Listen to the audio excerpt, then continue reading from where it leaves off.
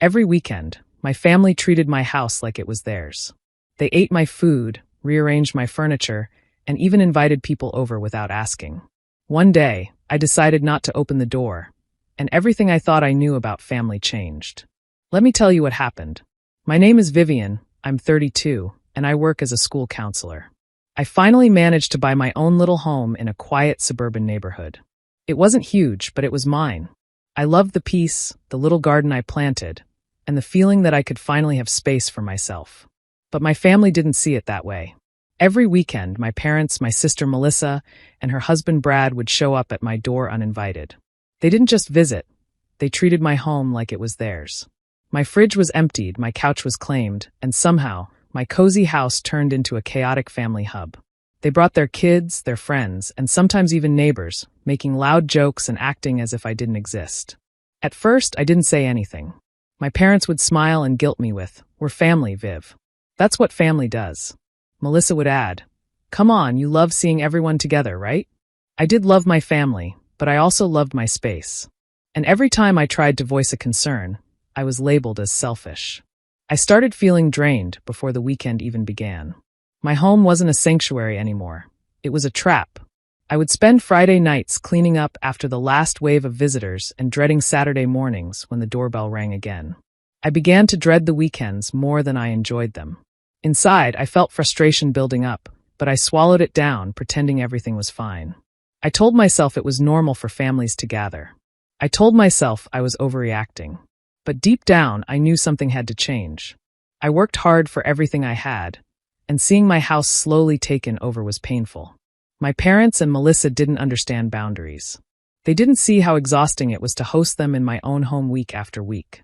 I started realizing that their love came with conditions that ignored my comfort, my feelings, and my right to say no. That's when I began thinking differently. Maybe being selfish wasn't a bad thing. Maybe protecting my home, my peace, and my life from constant intrusion was the only way to reclaim what was mine. Little did I know, the decision I was about to make that weekend would set off a chain of events that no one saw coming. Not even me. Weekends started to feel like a nightmare. Every Friday evening, I'd brace myself for the inevitable chaos. My family didn't just visit anymore, they took over. My fridge would be emptied within hours, my pantry raided, and leftovers sometimes left to rot in containers I didn't recognize.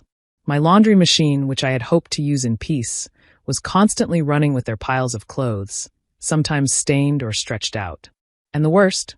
They sometimes took naps in my bed like it was just another weekend tradition. Melissa and Brad rarely came alone. Their kids would run through my house like it belonged to them, leaving fingerprints on every surface and sometimes tearing corners of my furniture or scratching floors.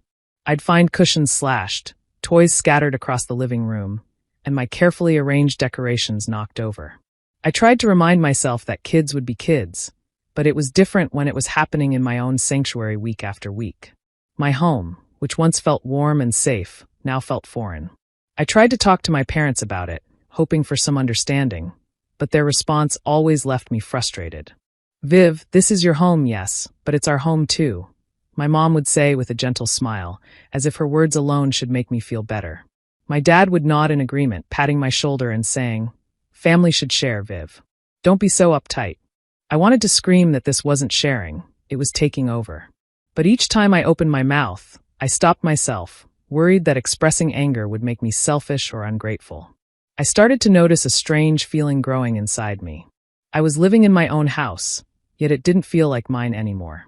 Even when my family left late Sunday night, I'd walk through the living room, surveying the mess they'd left behind, and feel the walls closing in. The laughter and chatter that once felt comforting now felt like a reminder of how little control I had over my own space. I tried small acts of resistance at first, like hiding snacks or making subtle notes about chores, but it didn't change much. My family brushed off every hint that their behavior was disruptive, laughing off my frustrations as me being too sensitive. Each time they ignored my boundaries, the frustration inside me quietly hardened into resentment. By the time Sunday evening rolled around, I was exhausted. I'd spend hours tidying up, putting toys back, refolding blankets, and trying to restore my home to the way it should have been. But I knew it wouldn't last. Friday would come again, and the cycle would repeat. Weekends weren't rest days anymore. They were battles I didn't ask for. I felt trapped in my own home, and the thought of it made me ache. Every act of intrusion, no matter how small, chipped away at the comfort and pride I once felt in my house. The growing invasion was no longer just inconvenient. It was slowly taking over my life, and I knew I had to figure out a way to protect what was mine. One afternoon, I overheard a neighbor chatting with someone else, and suddenly felt a sharp twist in my chest. Melissa had been telling people, "We basically live at Vivian's house on weekends. It's like our vacation spot." I couldn't believe it.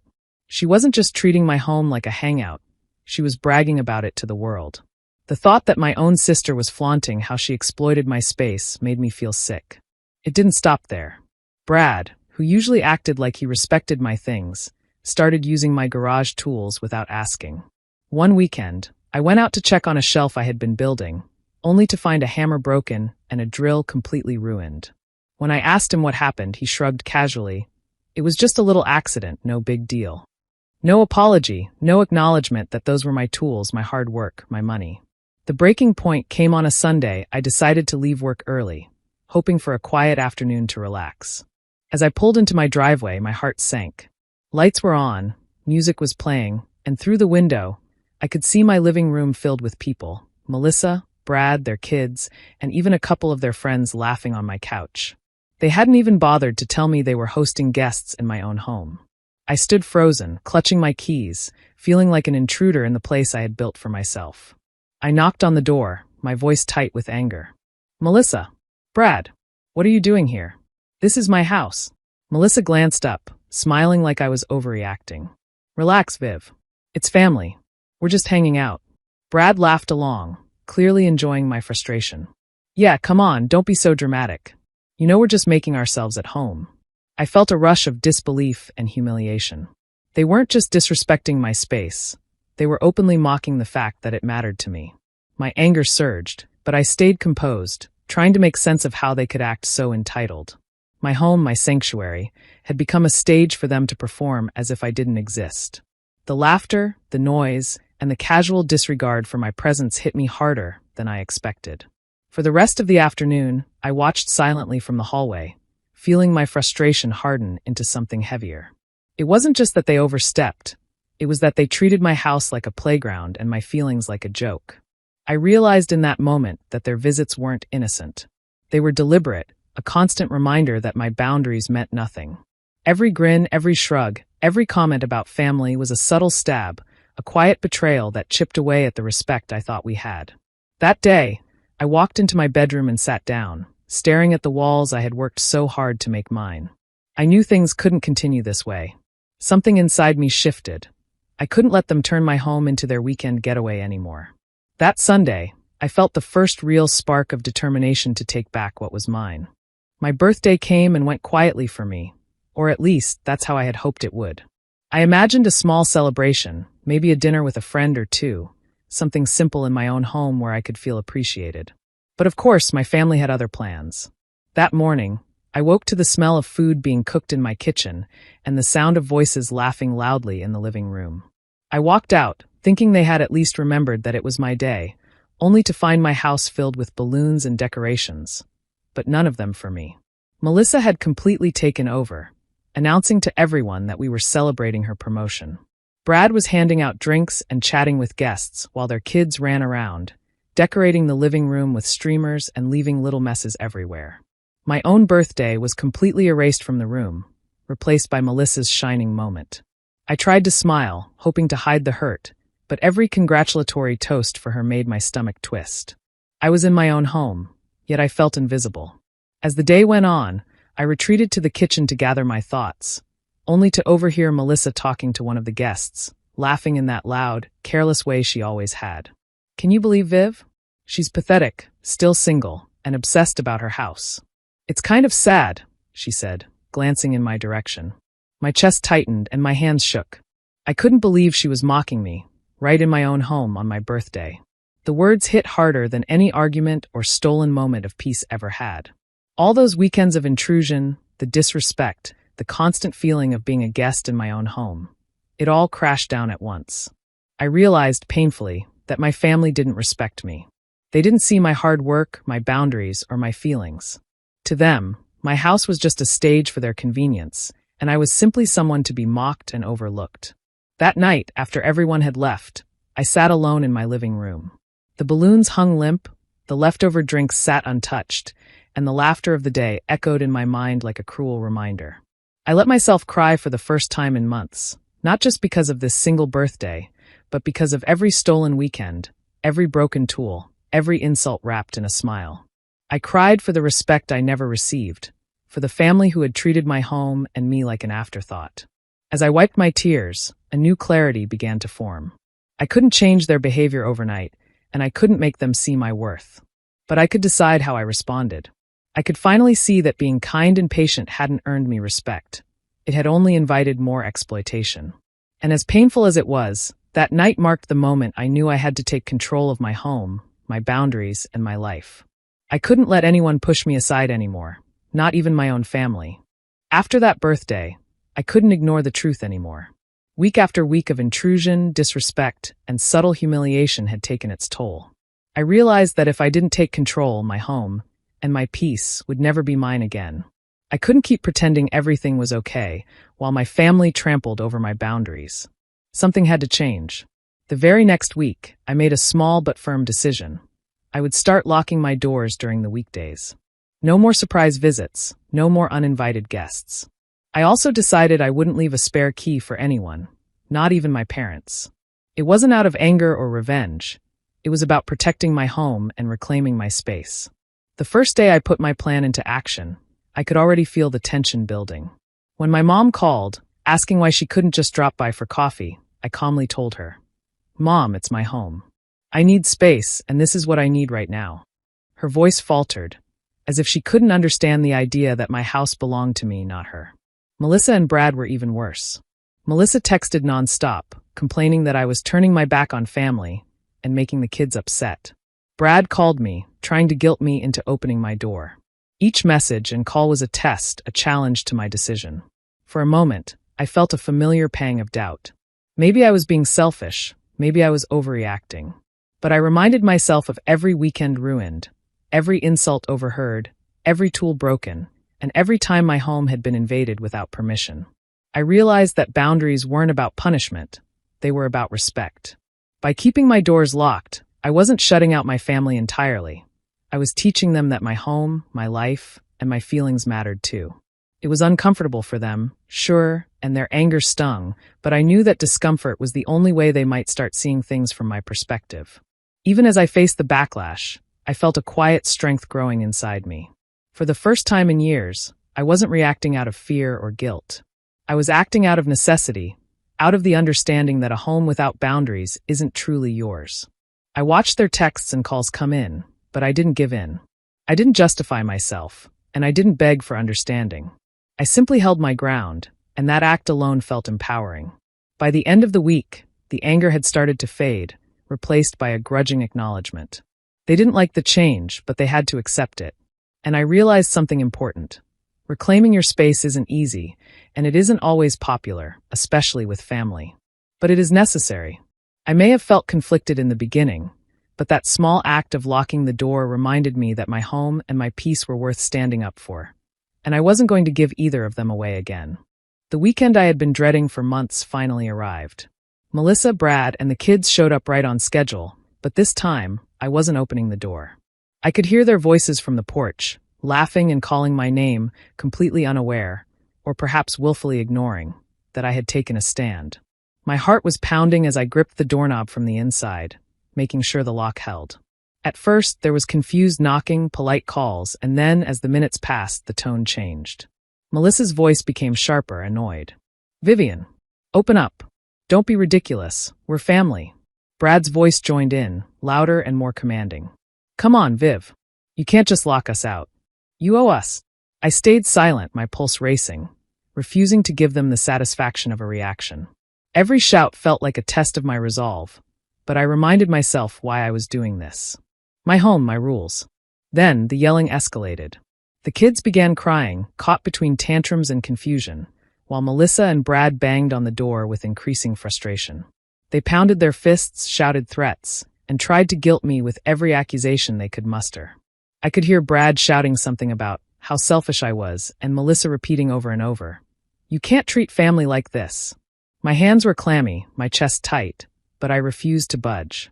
This was the moment I had been preparing for, the moment I reclaimed control. Just when I thought it couldn't get worse, my parents arrived. I could hear their car pulling into the driveway, the crunch of gravel under tires echoing ominously. They came to the front door and immediately sided with Melissa, their voices joining in the chorus of anger.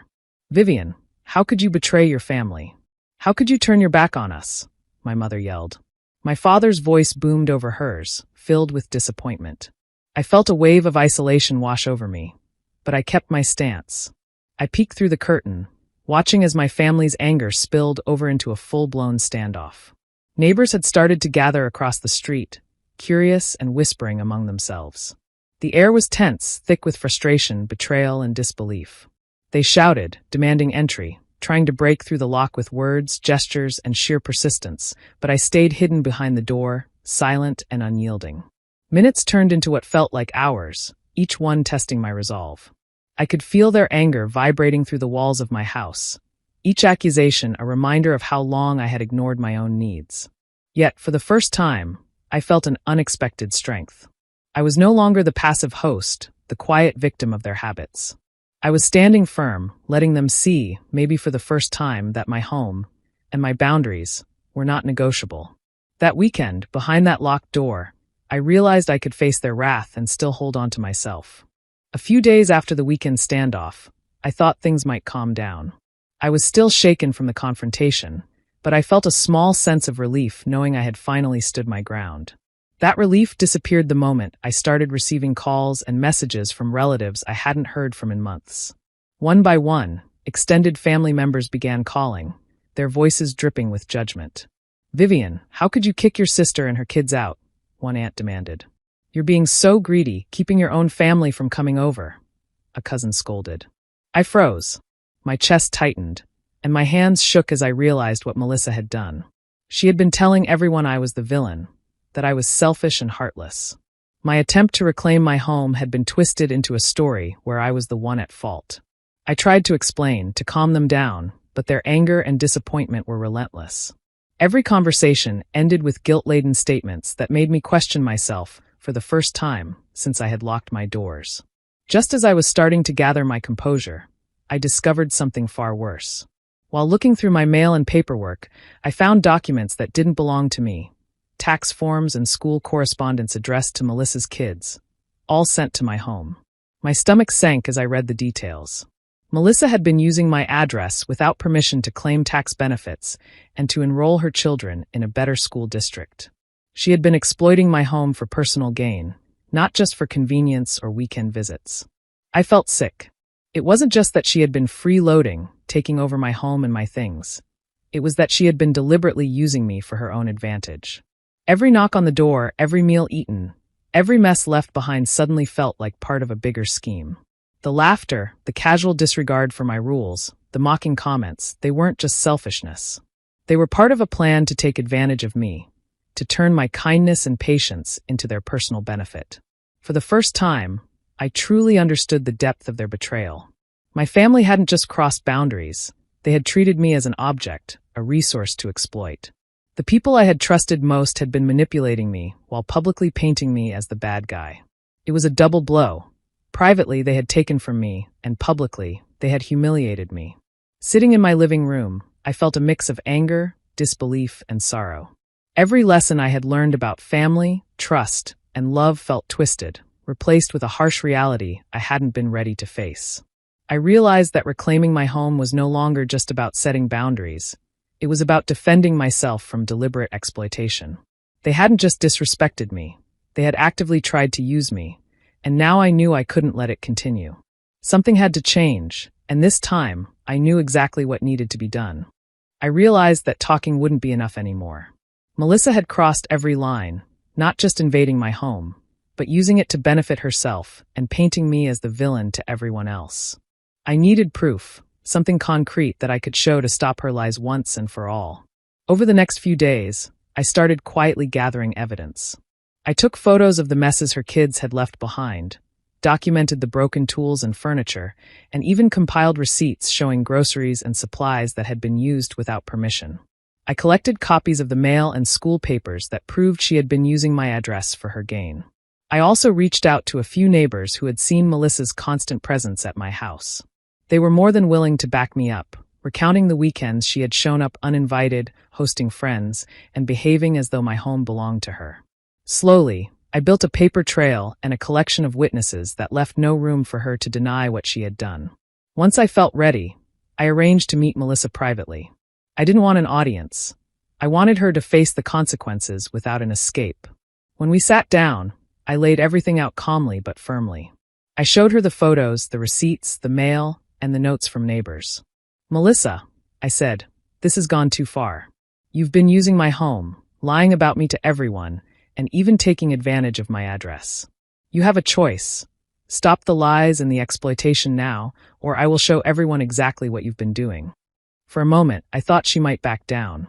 But then she laughed, a cold, mocking laugh that made my blood boil. "Go ahead," she said, leaning back in her chair. "No one will believe you. You're just bitter and lonely. Everyone knows I'm the responsible one here. You're imagining things, Viv." Her words hit me like a slap, but instead of breaking me, they ignited something inside. I realized she hadn't just underestimated me. She had been counting on my fear, my hesitation, and my guilt to keep her safe. That smug sense of superiority, her belief that I was powerless, pushed me over the edge. I wasn't imagining things. I wasn't alone. And I wasn't going to let her get away with it. That was the moment I decided to go all the way. I wasn't going to negotiate or hope she would change. I had proof, witnesses, and the courage to finally confront the truth publicly if I had to. I knew that exposing her exploitation wouldn't just protect my home and my sanity. It would also stop her from continuing to manipulate everyone around us. For the first time, I felt a fierce sense of clarity and purpose. I wasn't acting out of anger alone. I was acting to reclaim what was mine and to ensure that no one could continue to take advantage of me. Melissa's mockery had lit a fire under me, and I was ready to burn through the lies and the deceit until the truth stood unshakable. I knew it was time to follow through. After gathering all the evidence and confronting Melissa, I realized that private warnings weren't enough. She had shown she didn't respect boundaries or consequences. I made the decision to report the fraudulent use of my address, first to the school district, then to the IRS. It wasn't easy. My hands shook as I filled out the forms, explained the situation, and provided the documents I had collected. But I knew it was the only way to protect myself and my home. Within days, things started moving faster than I expected. The school district contacted Melissa, questioning the enrollment of her children. Suddenly, the convenient school transfer she had arranged using my address was under review. At the same time, I received confirmation that the IRS had opened an investigation into the tax claims she had made while using my home. Brad and Melissa were now facing real consequences, ones that couldn't be waved off with jokes or mocking smiles. Word of the investigation leaked quickly through the family. To my surprise, extended relatives who had once scolded me and assumed I was in the wrong began to call, some cautiously apologetic, others shocked at the truth. "I can't believe she would do this behind your back," one cousin said. "I didn't know she was using your address like that," another admitted. For the first time, I felt vindicated. I had been labeled selfish and greedy for standing up for myself, but the truth was finally coming out, and it was undeniable. Of course, my parents didn't take it well. They confronted me angrily in my living room, their faces red, their voices loud. "Vivian, how could you do this to your sister?" my mother demanded. "This is tearing the family apart," my father added. I took a deep breath, feeling a surge of strength I hadn't felt in years. I wasn't afraid of their anger anymore. I wasn't backing down. "Family doesn't use me," I said, my voice steady, cutting through their accusations. "Family doesn't humiliate me. You treated me like a doormat for years, and I'm done. I set boundaries, and you ignored them. I gave warnings, and you mocked me. Now you see what happens when I protect myself. I'm not the problem, you are." The room went silent for a moment. My parents looked shocked, as if they couldn't understand that the quiet, patient daughter they thought they controlled had finally stood up for herself. I could feel a wave of relief wash over me. For the first time in years, I wasn't afraid of their judgment. For the first time, my home felt like mine again, not just a building, but a place where my rules mattered, where my boundaries were respected. Watching Melissa and Brad deal with the fallout was a strange mixture of satisfaction and disbelief.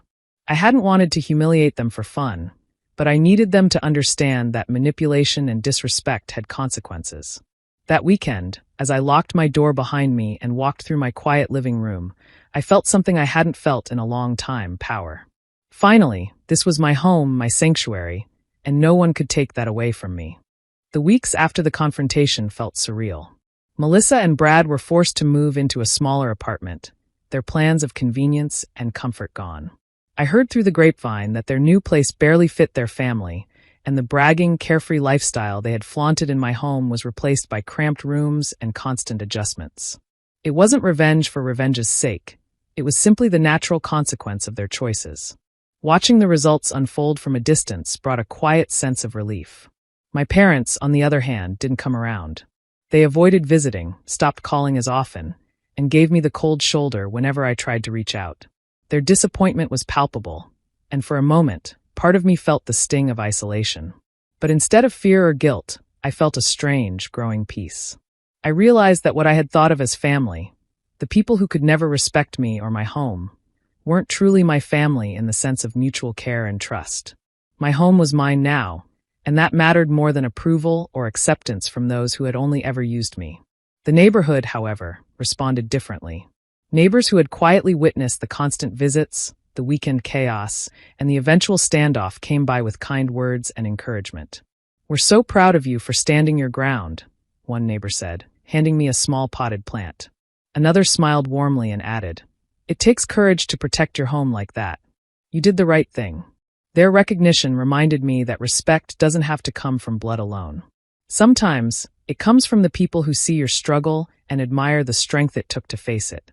Sitting alone in my living room one evening, I reflected on everything that had happened. I hadn't lost my family, not really. What I had lost were the people who only pretended to love me while exploiting my kindness and my home. That realization, though painful at first, was liberating.